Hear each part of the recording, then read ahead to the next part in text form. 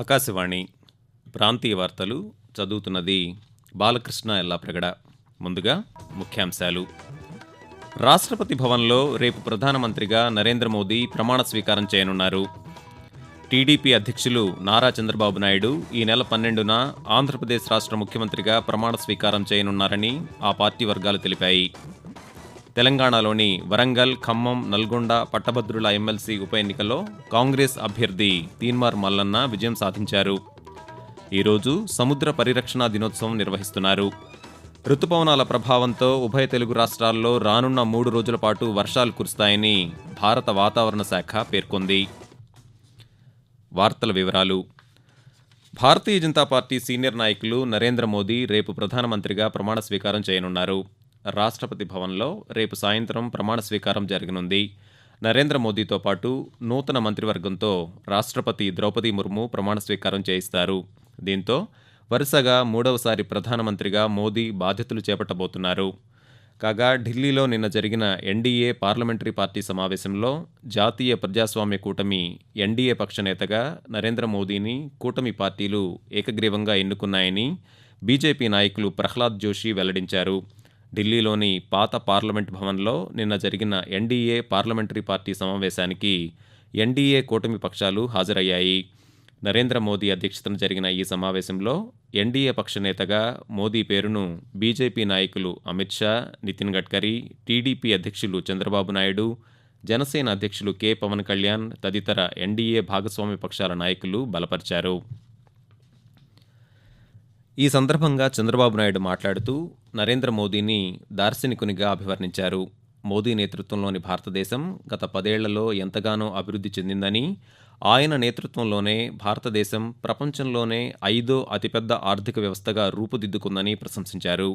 NDA కూటమి అధ్యక్షులుగా ఎన్నికైన అనంతరం నరేంద్ర మోదీ మాట్లాడుతూ కేంద్రంలో మరోసారి కొలువుదీరబోతున్న ఎన్డీఏ ప్రభుత్వం అన్ని నిర్ణయాలను సమిష్టిగా తీసుకుంటుందని ఉద్ఘాటించారు. తెలుగుదేశం పార్టీ అధ్యక్షులు నారా చంద్రబాబు నాయుడు ఈ నెల 12న ఆంధ్రప్రదేశ్ రాష్ట్ర ముఖ్యమంత్రిగా ప్రమాణ స్వీకారం చేయనున్నారని తెలుగుదేశం పార్టీ వర్గాలు తెలిపాయి.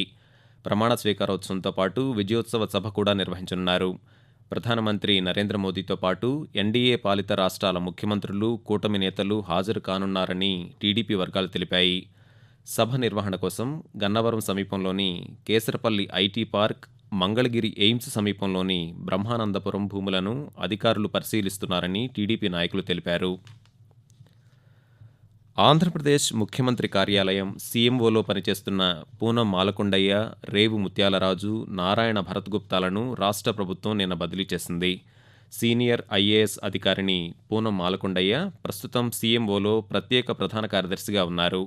రేవు ముత్యాలరాజు సీఎంఓలో కార్యదర్శి హోదాలో ఉండగా నారాయణ భరత్గుప్తా అదనపు కార్యదర్శిగా ఉన్నారు. ఈ ముగ్గురు ఐఏఎస్ అధికారులను సాధారణ పరిపాలన శాఖకు రిపోర్టు చేయాలని నూతన ప్రభుత్వ ప్రధాన కార్యదర్శి నీరబ్ కుమార్ ప్రసాద్ ఉత్తర్వులు జారీ చేశారు. తెలంగాణలోని వరంగల్, ఖమ్మం, నల్గొండ పట్టభద్రుల ఎమ్మెల్సీ ఉప ఎన్నికలో అధికార కాంగ్రెస్ పార్టీ మద్దతు ఇచ్చిన అభ్యర్థి తీన్మార్ మల్లన్నగా పిలిచే చింతపండు నవీన్ కుమార్ విజయం సాధించారు.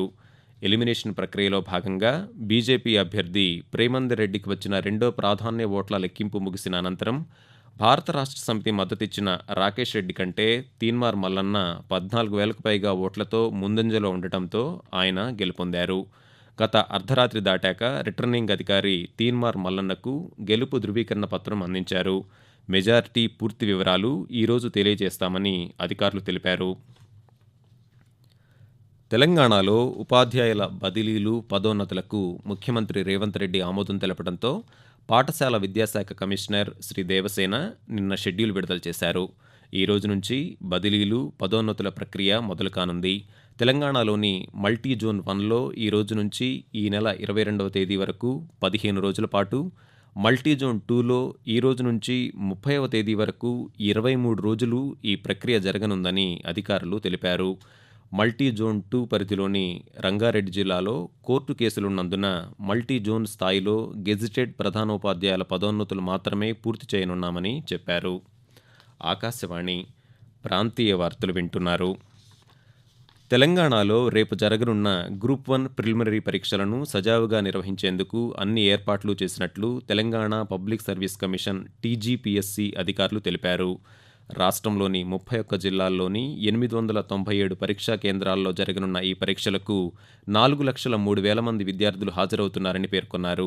పరీక్షలను సజావుగా నిర్వహించేందుకు జిల్లా అదనపు కలెక్టర్లతో పాటు ఒక పోలీస్ ఉన్నతాధికారిని కూడా నోడల్ ఆఫీసర్గా నియమించినట్లు చెప్పారు. రేపు ఉదయం 10:30 నుంచి 1 గంట వరకు గ్రూప్ 1 ప్రిలిమ్స్ జరుగుతుందని, గంట ముందే అభ్యర్థులు పరీక్షా కేంద్రాలకు చేరుకోవాలని టీజీపీఎస్సీ అధికారులు సూచించారు. హైదరాబాద్ నాంపల్లి ఎగ్జిబిషన్ మైదానంలో ఈరోజు జరిగే చేపమందు ప్రసాదం పంపిణీకి అన్ని ఏర్పాట్లు చేశామని తెలంగాణ మత్స్యశాఖ కార్పొరేషన్ చైర్మన్ ఎం సాయికుమార్ తెలిపారు. నిన్న హైదరాబాదులో పంపిణీకి సంబంధించిన ఏర్పాట్లను ఆయన పరిశీలించారు. అనంతరం సాయికుమార్ మాట్లాడుతూ ప్రతి ఏటా మృగశిర కార్తె సందర్భంగా ఉబ్బసం రోగులకు బత్తిన సోదరులు చేపమందు ప్రసాదాన్ని పంపిణీ చేస్తున్నారని, చేపమందు ప్రసాదం పంపిణీ కార్యక్రమాన్ని తెలంగాణ శాసనసభాపతి ప్రసాద్ కుమార్, మంత్రి పొన్నం ప్రభాకర్ ఈరోజు ప్రారంభిస్తారని తెలిపారు. చేపమందు ప్రసాదం పంపిణీ కోసం తెలంగాణ మత్స్యశాఖ 1,60,000 చేప పిల్లలను అందుబాటులో ఉంచినట్లు చెప్పారు. మన సముద్రాల్లో సురక్షిత వాతావరణం కోసం చర్యలు అన్న ఇతివృత్తంతో ఈరోజు సముద్ర పరిరక్షణ దినోత్సవం నిర్వహిస్తున్నారు. భూ వాతావరణం సమతుల్య స్థితిలో ఉండేందుకు సముద్రాలు ఎంతగానో ఉపకరిస్తున్నాయి. సముద్రాలు లేని పక్షంలో మానవుని మనుగడ దుర్భరమవుతుంది. అన్నిటికంటే ముఖ్యమైనది వర్షాలు, రుతుపవనాల ఆగమనం సముద్రాల వల్లనే సాఫీగా జరుగుతుంది. తుపానులు, గాలుల రాకలో సముద్రాలే కీలక భూమిక పోషిస్తాయి. అంతేకాదు లక్షలాది జీవరాశులకు సముద్రాలు నిలయంగా ఉన్నాయి. ఈ జీవరాశులు కూడా పర్యావరణ సమతుల్యానికి దోహదం చేస్తున్నాయి. ఇంత ప్రాముఖ్యం ఉన్న సముద్రాల పట్ల ప్రజలకు అవగాహన కల్పించే ఉద్దేశంతో ఐక్యరాజ్యసమితి పిలుపు మేరకు ఈరోజు సముద్ర పరిరక్షణ దినోత్సవం నిర్వహిస్తున్నారు. రాయలసీమపై ఉన్న ఉపరితల ఆవర్తనం ప్రస్తుతం దక్షిణ తెలంగాణ పరిసర ప్రాంతాల్లో విస్తరించి ఉందని అమరావతి వాతావరణ కేంద్రం తెలిపింది. మరోవైపు నైరుతి రుతుపవనాలు క్రమంగా విస్తరిస్తున్నాయని, వచ్చే 2-3 రోజుల్లో ఇవి కోస్తాంధ్రలోని మిగిలిన భాగాలు, పశ్చిమ మధ్య బంగాళాఖాతం, వాయువ్య బంగాళాఖాతంలోని మరిన్ని ప్రాంతాల్లో మరింత ముందుకు సాగడానికి పరిస్థితులు అనుకూలంగా ఉన్నాయని తెలిపింది. దీని ప్రభావంతో ఆంధ్రప్రదేశ్లో రానున్న 3 రోజులు వానలు కొనసాగనున్నాయని, పలు జిల్లాల్లో అక్కడక్కడ తేలికపాటి నుంచి మోస్తరు వర్షాలు కురిసే అవకాశం ఉందని రాష్ట్ర విపత్తుల నిర్వహణ సంస్థ తెలిపింది. అలాగే రానున్న 48 గంటల్లో తెలంగాణలోని ఖమ్మం, నల్గొండ, సూర్యాపేట, రంగారెడ్డి, వికారాబాద్, సంగారెడ్డి, మెదక్, మహబూబ్నగర్, నాగర్ కర్నూల్, వనపర్తి, నారాయణపేట్, జోగులాంబ, గద్వాల్ జిల్లాల్లోని పలు ప్రాంతాల్లో భారీ వర్షం కురిసే అవకాశం ఉందని హైదరాబాద్ వాతావరణ కేంద్రం తెలిపింది.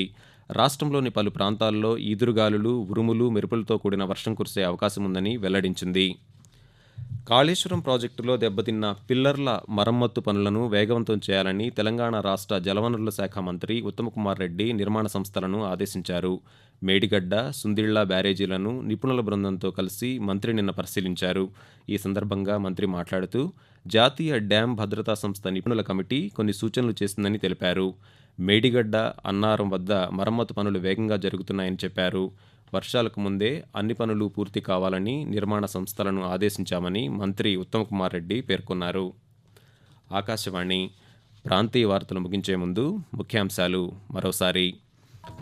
రాష్ట్రపతి భవన్లో రేపు ప్రధానమంత్రిగా నరేంద్ర మోదీ ప్రమాణ స్వీకారం చేయనున్నారు.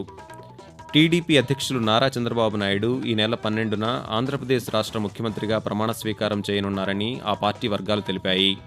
తెలంగాణలోని వరంగల్, ఖమ్మం, నల్గొండ పట్టభద్రుల ఎమ్మెల్సీ ఉప ఎన్నికలో కాంగ్రెస్ అభ్యర్థి తీన్మార్ మల్లన్న విజయం సాధించారు. ఈరోజు సముద్ర పరిరక్షణ దినోత్సవం నిర్వహిస్తున్నారు. రుతుపవనాల ప్రభావంతో ఉభయ తెలుగు రాష్ట్రాల్లో రానున్న 3 రోజుల పాటు వర్షాలు కురుస్తాయని భారత వాతావరణ శాఖ పేర్కొంది. ఆకాశవాణి ప్రాంతీయ వార్తలు ఇంతటితో సమాప్తం.